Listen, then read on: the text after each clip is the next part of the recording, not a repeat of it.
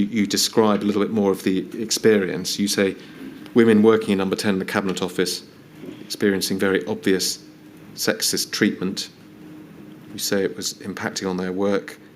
You say the dominant culture was macho and heroic. Neither are the preserve of men. Women can be macho and heroic too, but the culture was problematic because it meant debate and discussion was limited. Junior people were talked over. It felt that everything was contaminated by ego.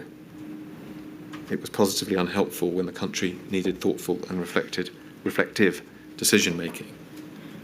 So that does sound, that you say again, that word macho again, it's at least a close relation of the environment, the atmosphere that you were describing from February and March. Yes.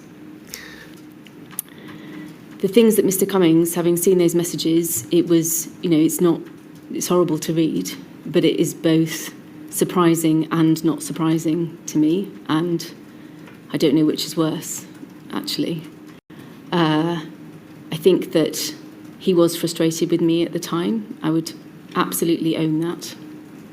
I would also say all I was doing was actually working in the service of the then Prime Minister and defending his interests.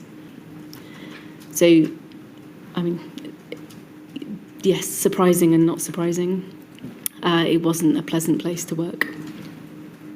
And I think it follows from what you say that those emails that we saw, in your view, absolutely are, if you like, evidence or a way in which we can gauge the type of toxic culture that you were and others were experiencing at the time.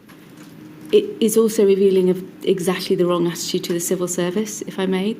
I was doing my job as a civil servant, and that I'm confident about that, and the way in which it was considered appropriate to describe what should happen to me, yes as a woman, but yes as a civil servant.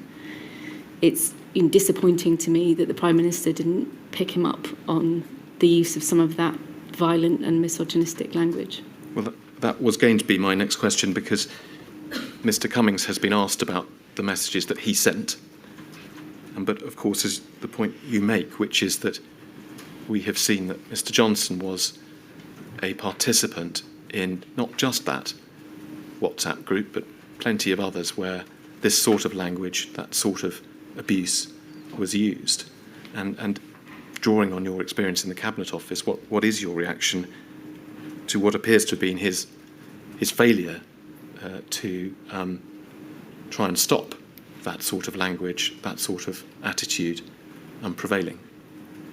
It's just miles away from what is right or proper or decent or what the country deserves.